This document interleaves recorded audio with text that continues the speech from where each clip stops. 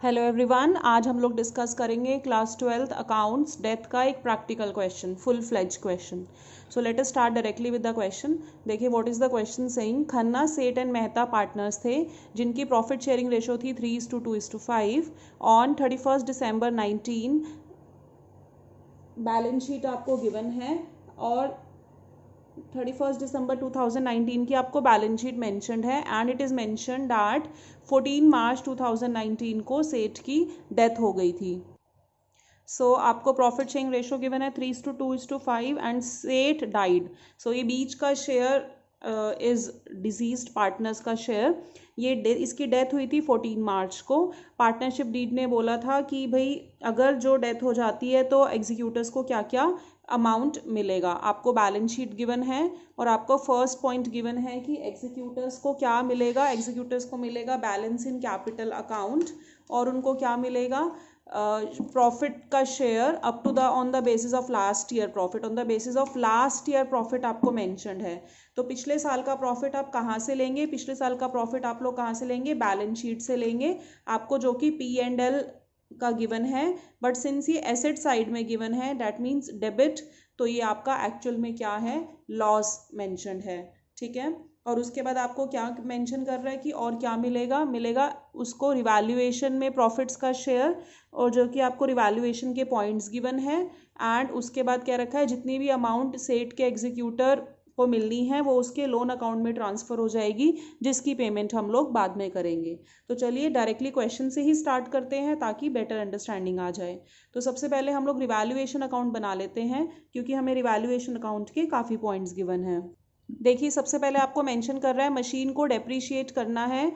It is to be depreciated to 1,35,000। Machine को 1,35,000 तक depreciate करना है और आपको बैलेंस शीट में मशीनरी आपको ऑलरेडी 1,70,000 की मेंशन्ड है। अब आप इसको 1,35,000 लेकर आना है आपको। डैट मीन्स आपको रिवैल्यूएशन अकाउंट में डेबिट साइड में ट्रांसफ़र करना पड़ेगा।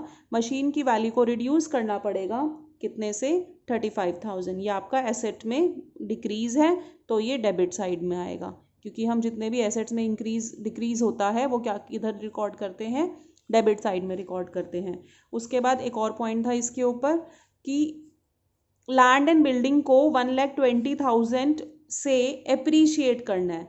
1,20,000 से एप्रीशिएट करना है मतलब उसकी वैल्यू को बढ़ाना है। तो हम सीधे सीधे एक क्रेडिट साइड में लिख देंगे रिवैल्यूएशन की बाय लैंड एंड बिल्डिंग 1,20,000। उसके बाद नेक्स्ट पॉइंट आपको क्वेश्चन कह रहा है स्टॉक, मशीन को डेप्रीशिएट करना है। स्टॉक को 2 वर्ड गिवन है, stock is to be depreciated to 25,000, यानी कि अब उसको 25,000 रुपये लेकर आना है। तो पहले आपका स्टॉक कितना था, पहले स्टॉक था 30,000 और अब उसको हमें कितना लेकर आना है, 25,000। तो डैट मीन्स हमें स्टॉक को रिड्यूस करना पड़ेगा, कितने से रिड्यूस करना पड़ेगा, 5,000 से। ओके उसके बाद आपको कह रहा है कि 2.5%, 2.5% का आपको प्रोविजन बनाना है डेटर्स पे। तो हम देखेंगे डेटर्स कितने के हैं। डेटर्स हैं 1,20,000 के। 1,20,000 पे हम लोग क्या कैलकुलेट करेंगे, हम लोग 1,20,000 का 2.5% करेंगे तो ये आ जाएगा आपका to provision for doubtful debts. 1,20,000 का 2.5% 3,000।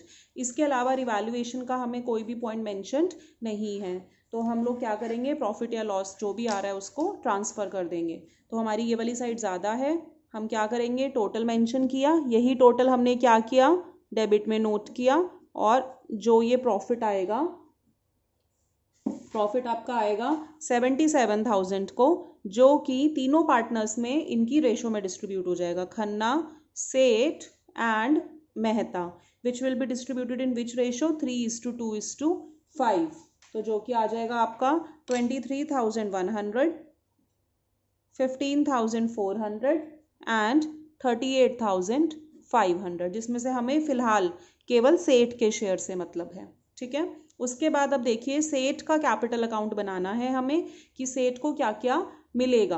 तो सबसे पहले चाहे एडमिशन, रिटायरमेंट या कुछ भी हो, हम लोग जो भी कैपिटल अकाउंट होता है बैलेंस बीडी तो नोट डाउन करते ही करते हैं। तो चलिए देखते हैं सेठ का बैलेंस कितना था। सेठ का बैलेंस बीडी है 2 लाख रुपीज़ का तो हम इसको क्या करेंगे, सेठ के कैपिटल अकाउंट में ट्रांसफर कर देंगे by balance BD 2 lakh rupees. उसके बाद देखिए कोई भी क्या पुराना कोई रिजर्व है, यस हमारा पुराना रिजर्व है 2 जनरल रिजर्व 1 लाख रुपीस है, जिसमें से हमें सेठ के शेयर का कैलकुलेट करना होगा। तो हम लिखेंगे बाय जनरल रिजर्व 1 लाख में से सेठ का शेयर, सेठ का शेयर आएगा 2/10, क्योंकि इनकी रेशो कितनी थी, इनकी रेशो थी 3:2:5, इनकी रेशो मेंशन थी, तो सेठ का शेयर हो गया 2/10, तो ये आपका आ जाएगा 20,000 रुपीज। उसके बाद आप देखिए इधर कोई एक्यूमुलेटेड रिजर्व्स तो नहीं है, रिजर्व था जो कि हम डिस्ट्रीब्यूट कर चुके हैं। एसेट में एक पुरानी गुडविल है, ये गुडविल भी राइट ऑफ हो जाएगी, जिसमें से सेठ के शेयर की कैलकुलेट हो जाएगी। इधर राइट में है तो कैपिटल अकाउंट में लेफ्ट में आ जाएगी, तो हम लोग लिखेंगे 2 गुडविल। कैसे कैलकुलेट करेंगे, 3 लाख का 2/10, तो वो हमारा आ जाएगा 60,000। ऐसे ही रिवैल्यूएशन का देखो, इधर ये लेफ्ट में था, इधर राइट में आ जाएगा। By revaluation account 15,400। ऐसे ही डेबिट साइड एसेट में देखिए, एसेट में एक हमारे पास P&L है, ये भी हम राइट ऑफ करेंगे, जिसमें से सेठ का शेयर का लिखेंगे फिलहाल, तो ये आपका आ जाएगा 2 P&L अकाउंट। सेठ के शेयर का हम लिखेंगे जो कि आएगा 12,000 रुपीज। ठीक है, अब हम क्वेश्चन वाइज चलते हैं। तो फर्स्ट पॉइंट कह रहा था कि सेठ को क्या मिलेगा, सेठ को उसके कैपिटल का बैलेंस मिलेगा, डैट मीन्स बैलेंस BD, जो कि हम लिख चुके हैं। उसके बाद क्वेश्चन ने क्या बोला था कि सेठ के शेयर का profit up to the date of death on the basis of last year profit. पिछले साल का प्रॉफिट आपको हम कहाँ से ढूंढेंगे, हम बैलेंस शीट में से देखेंगे।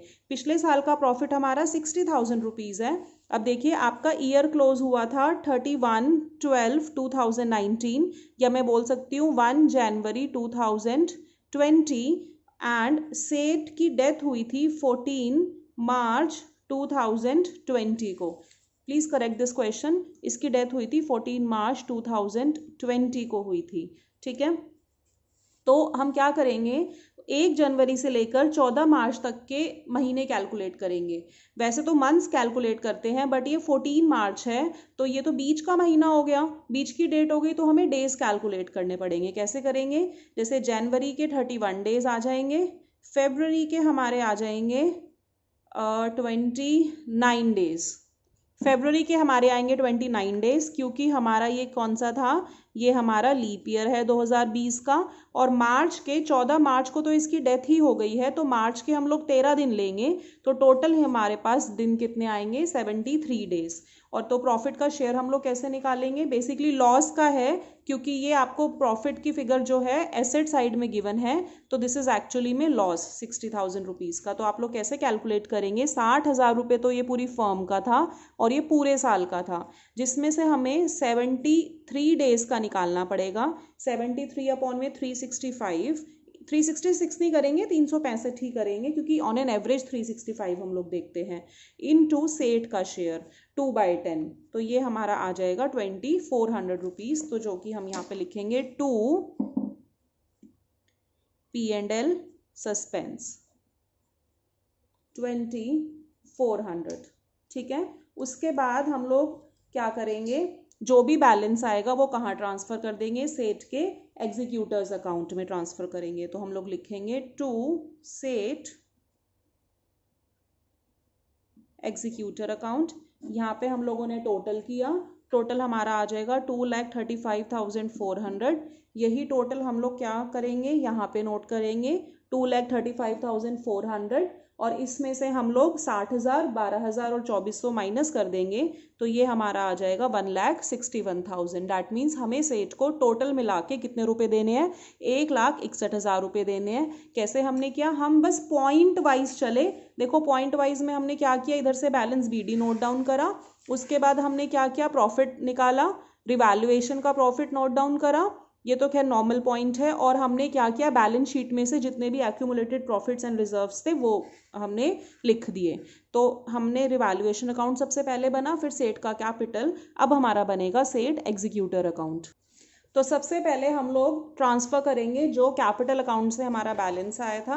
कैपिटल अकाउंट में हमारा बैलेंस आया था टू सेठ एग्जीक्यूटर 1,61,000, जो कि वहाँ लेफ्ट में था तो यहाँ राइट में आ जाएगा, क्योंकि हमारे वैसे भी क्रेडिटर्स बन गए ना, क्योंकि हमें इनको पेमेंट करनी है। तो बाय सेठ कैपिटल कितना हम लोग को इनको पैसे देना है, हमें देना है इनको 1,61,000। अब देखिए एक चीज़ देखिए, बैलेंस शीट में यहाँ पे आपको बैलेंस शीट में लाइबिलिटी में दिया हुआ है लोन फ्रॉम सेठ। सेठ से फर्म ने लोन भी ले रखा था 50,000 रुपये का, तो वो भी उसकी भी हम लोग को पेमेंट करनी पड़ेगी फर्म को, तो वो भी हम लिखेंगे बाय सेठ लोन 50,000, जिसपे कि इंटरेस्ट भी पेबल होगा। इंटरेस्ट क्या होता है याद कीजिए, इंटरेस्ट ऑन लोन, जब पार्टनरशिप डीड आपको लोन का इंटरेस्ट नहीं बताती है तो इंटरेस्ट ऑन लोन होता है 6% पर एनम, क्योंकि पार्टनर ने जो फर्म को लोन दिया होता है अगर उस पर इंटरेस्ट का रेट मेंशन ना हो तो वो कितना माना जाता है, 6% पर एनम। तो वही हम इंटरेस्ट कैलकुलेट करेंगे उसी हिसाब से, जो कि हमारा लोन की अमाउंट थी 50,000, उस पर 6% और 73 डेज का, तो ये हमारा आ जाएगा 600 रुपीज़। ये क्वेश्चन आपको कहे या ना कहे आपको कैलकुलेट करना पड़ेगा। और अगर लोन अपोजिट होता, सेठ ने फर्म से लिया होता, तो हम यहाँ पे मेंशन कर देते टू सेठ लोन, लेकिन उस केस में इंटरेस्ट की कुछ भी मेंशन, सिंस अगर हमें क्वेश्चन कहता तो हम लिख देते, नहीं तो हम नहीं लिखते। बाकी अमाउंट उसके लोन में चली जाएगी। टोटल अमाउंट की कितनी देनी है, 2,11,600 हमें देने हैं, क्योंकि क्वेश्चन कह रहा है कि जितनी भी अमाउंट उसको देनी है इकट्ठे एकदम से हम कैश पेमेंट नहीं करेंगे, हम क्या करेंगे, लोन अकाउंट में ट्रांसफ़र कर देंगे, क्योंकि क्वेश्चन ने हमें बोला है कि जितनी भी उनको नेट अमाउंट पे करनी है वो लोन में जाएगी, जो कि बाद में पेमेंट होगी। ठीक है, तो हमने कुछ नहीं किया, हमने सिंपल पॉइंट वाइज चला है। पार्टनर से जो लेना है, पार्टनर क्या लेगा, पार्टनर से तो लोन लेना तो क्या ही होगा, ड्राइंग्स और इंटरेस्ट ऑन ड्राइंग्स वो तो डेबिट साइड में आ जाती है, बाकी जो भी कुछ फर्म ने पार्टनर को देना होता है वो क्या क्रेडिट साइड में आ जाती है। ठीक है, thank you so much for watching.